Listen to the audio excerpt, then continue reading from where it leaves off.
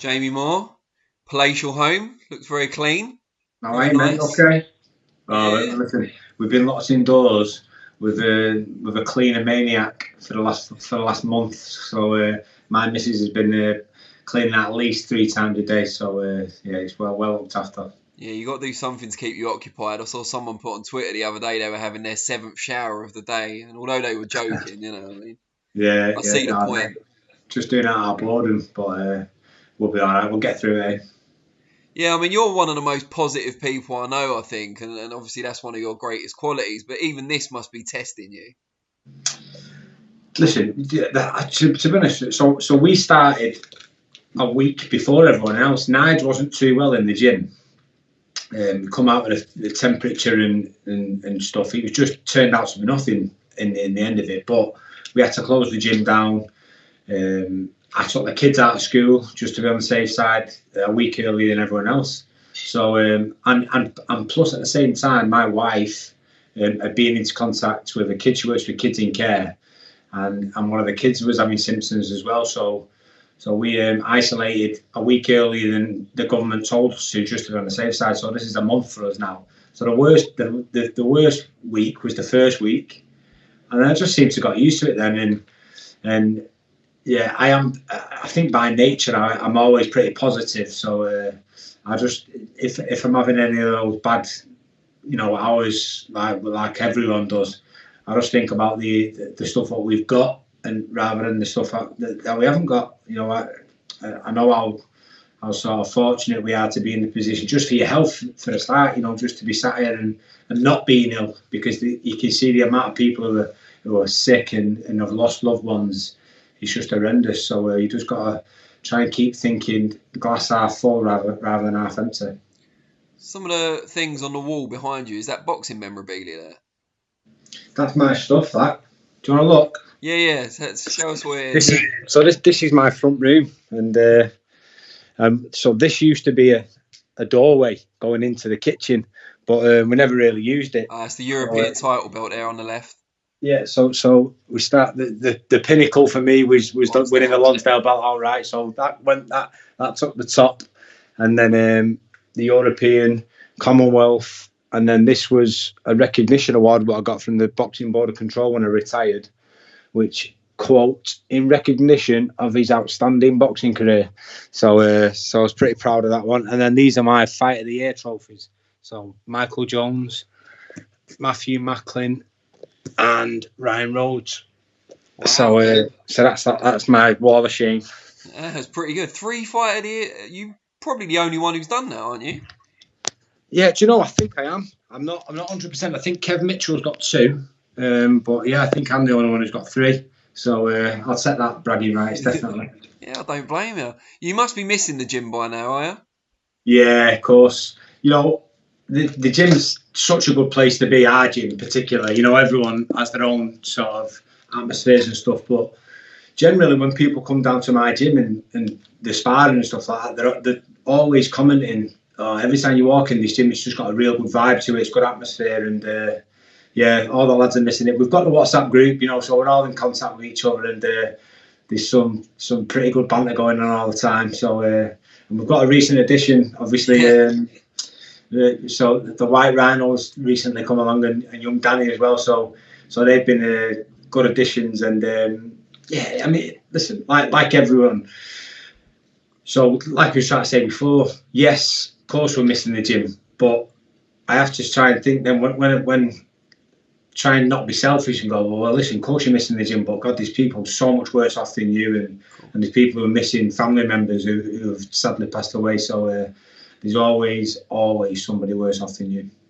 And you mentioned the new addition there. Obviously, Dave Allen's joined. He's brought Danny Morrell with him, so you get 2 for the price of 1. Yeah. What was behind that kind of linking up? Had you known each other for a while? Well, only to say hello and just to have a bit, brief conversation. First time I had a proper sort of conversation and got to know him a little bit was when Carl Frampton played table tennis with him. Oh yeah. So it was a little bit of a crack, and he's always been a good character.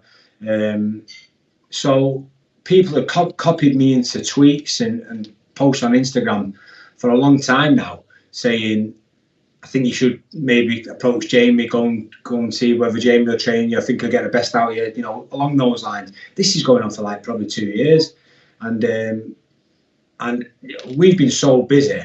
Over the last couple of years, I've had to tell people that, you know, people who've asked me to train, I've had to say no because we've been that busy.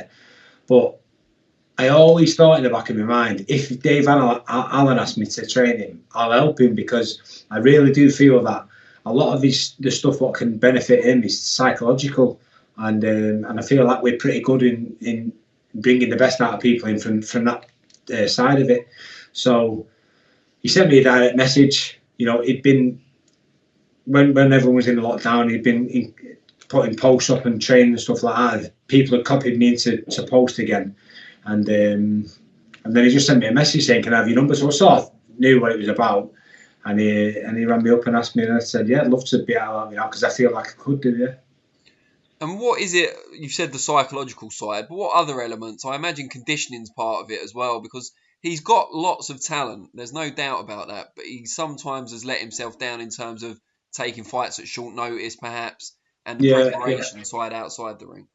Yeah, I think, you know, Darren Barker, I feel like was a good pairing for him. I thought it worked well, but maybe geographically it didn't work out for him. And I know how hard it is, you know, going back to when I was training Tommy Coyle just on his own. It's tough being in the gym on your own and finding that motivation. A lot of the time when you have a lot of them during the camp, you have those days where you get into a gym and you're just like, another day like this. You need good camaraderie around you. You need other fighters, other personalities, characters. You know, Nige Travis is such an asset to our gym because he's such a character. So he's great to have around, and it just lifts that morale. So when you come in the gym and you feel like you're not having a good day, by the time you're out of there and you've had your session and you get through it much better than you expected to, it's not necessarily because of me or because of one individual or anything I do in particular, but I think it's a joint effort for all the lads. We've got such a good team of lads in the gym, a lot of talented lads as well.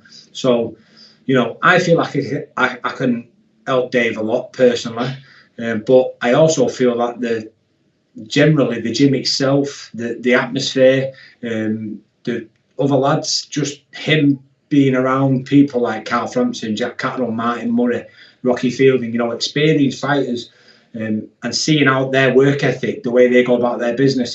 By the sound that just going having conversations with him, he's never really had that. And I know how beneficial that was for me personally. You know, when I was 16, 17, I was training at the Phoenix camp with Billy Graham, you know, as an amateur, but I was delivering beer. So I had Mondays and Tuesdays off and used to work weekends. So on a Monday and Tuesday, I used to go and train with him. And during the week when I was having my dinner, I'd literally eat my dinner really quick outside, running the gym, and I'd sit there for half an hour on my dinner and just watch. And just by sitting in the gym, absorbing all the stuff, the conversations, watching the sparring, watching how people trained, I sort of educated myself by not one word being spoken, just by being around good fighters. You know, you're talking about Ricky Hatton when he was young, Michael Brody, Carl Thompson, Maurice Cole, Ensley Bingham, them sort of fighters. And it was an education in itself. So I know that he will benefit massively just from being around those sort of fighters. And then added to that, I feel like I can help him get in the right frame of mind. And the psychology of boxing is, for me, once you've got the talent and when you've got the dedication, it's 70%. Once you've got the other things in place, the psychological side of it is 70% of it, because you can be as fit as you can, as talented as you want, but if you get in there and you fall apart at the last minute in the ring under the pressure, you're never going to perform. And you mentioned Tommy Coyle there, obviously recently retired from the sport. We know he's got his finger in many pies, very busy man. But is there a chance he'll come back to the gym to do some training and stuff there as well? Yeah, we want him to. You know, like you say, he is a busy guy. And it's a shame he lives so far away, because it's an hour and a half drive, so it's a long way for him. But he has been coming over, you know, just before the lockdown. He'd been over twice in the last 3 weeks. And he was helping me out doing pad work and stuff for the lads. It made me laugh, actually, because as much as all my education from a training point of view comes from Oliver Harrison. I couldn't have asked for a better teacher. And when I listen to myself in the corner sometimes in the fights, it sounds like I'm listening to Oliver. Yeah. And then when I was stood watching Tommy on the pads, he was talking to the lads and sort of going through routines and explaining the reasoning why he would do certain things. And it was just like listening to myself. So it was a proud thing for me because, Tommy's like I wouldn't say a son because of the age difference, but he's like a younger brother, that sort of thing. And for the experiences we've been through, for us to get to the stage where we're at now, and it's the end of his career, and then seeing a little bit of a transition for him to go into the coaching side of it, and to have took on board everything we spoke about over the last 7 years, was brilliant to see. Given that he did, as you saying, passed away last year, do you feel now he was your mentor throughout your career that you're continuing his legacy as well as your own? I'd hope so. I'd like to think that he'd be looking down and thinking I'm doing him proud. I feel like we are really trying to carry that legacy on.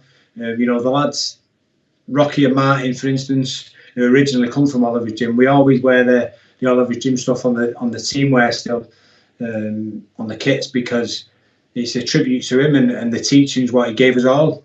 And seeing something last week, Selva Barrett put a post on Instagram with him and Pat, who's his uncle, and saying there's too many trainers around and not enough teachers.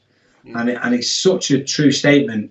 And Oliver really was a teacher. He was the first person really who ever made me understand that the actual finesse and the art of boxing. Obviously I've been taught it from my amateur background, and then I'd learned a lot. I picked up a lot myself because I was obsessed with boxing. He was the first person who really sort of slowed me down and made me take a step back and said, your emphasis is too much on fitness. You're obsessed with fitness. And I was to a certain extent, because when I turned pro, we was doing 12, going from doing 3 rounds to then 4, 6, 8, 10, 12. I was obsessed with getting fitter and actually done myself an injustice and ended up overtrained because of it. And he was the first person to make me realise, he said, you're better off being 70% fit and 100% smart. He said, you're better off with ring craft and being able to negotiate your way through situations and recover rather than having to be the fittest. You're better off being the smarter fighter. And he was an eye-opener. I'd never, ever looked at boxing from that point of view. And it was the start of, a journey for me and him together. But it was the beginning of me really understanding and looking at boxing from a different point of view. Cole Frampton's got a world title fight in the books. We don't know what the date's going to be yet, but it is secured. I think I might be speaking to Jamel Herring over the next couple of days. Since saw the interview we did with Carl, I don't think he was overly impressed. But aside from that, Jack Catterall's obviously been #1 contender for the WBO super lightweight title for a while now.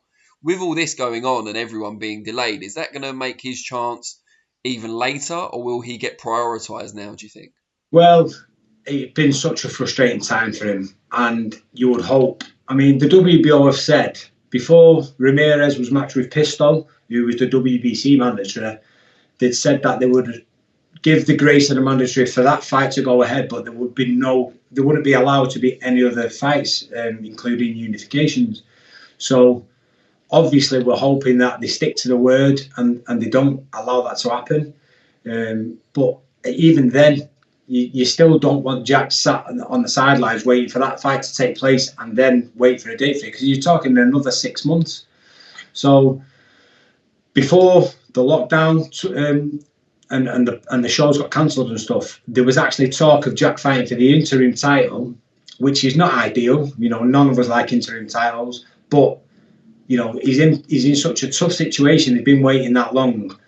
He's sort of the best of a bad scenario. So hopefully, if Ramirez and Pistol are still going to match with each other when the lockdown's lifted and everything starts getting back to normal, then we'd hope that Jack would be matched maybe on the same card, to try and build a future match with the eventual winner. But he's he's such a talent, and it's such a shame. It's no fault of anyone else's. It's no fault. It's just bad timing for him. And I'm hoping that the WBO do the right thing and grant him the chance to fight for the interim title. So at least he can earn money. He can keep momentum.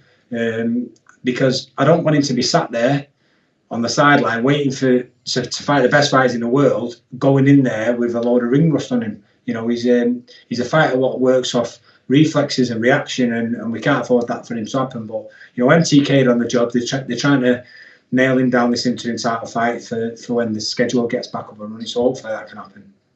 And what about Rocky Fielding? What does the future hold for him once boxing comes back? Rocky's been in a bit of a direct message exchange with Chavez.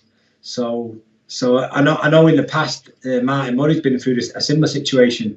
So I think, you know, I don't know what his intentions are, whether he's going to fight or not. I think maybe this lockdown's got him a bit bored and he's just trying to entertain himself. But you know, I like that fight for Rocky. I really would. You know, I think Rocky's a big super middleweight. So they was talking about 175. So I'd have no issues whatsoever about him moving up to 175. The only issue would be would Chavez make the weight. So but I think stylistically it's a great fight for Rocky. You know, he's missed weight at middle and super middle, so he might as well miss it at light heavy as well. Yeah, of course. We may as well do the hat trick. And you know, I'm sure that if we can sit down and do a deal, I think that's a great fight. You know, but like I say, I don't know what his intentions are and how serious he is. But if he is serious, then I'm sure. I know for a fact Rocky would take that fight with a heartbeat. How did it start, this direct messaging war of words? Apparently, it just came out of the blue. Chavez just sent him. Chavez? Yeah, he just sent Rocky a message saying, "Shall we fight?" So Rocky's not the one to turn down a challenge. So he said, "Absolutely, yeah. Just let me know as soon as all this lockdown's over and done with, we can get it done." Brilliant. I love it when fights come together like that. That's amazing. Yeah. Nice and easy, no negotiating. All we've got to do is get the purses started. I didn't even know his English was particularly good. Not Rocky, Chavez. Well, Rocky's a scouser, so I think Chavez is probably as good. Good stuff. Well, really appreciate your time and showing us around your home as well. No problem, mate. Anytime. And stay positive. I don't need to tell you that. You're the most positive person I know. But yeah, let's hope. Yeah, no, thanks, Dan. Listen, you stay safe, mate. I will do, and you too, mate. And I'll speak to you soon.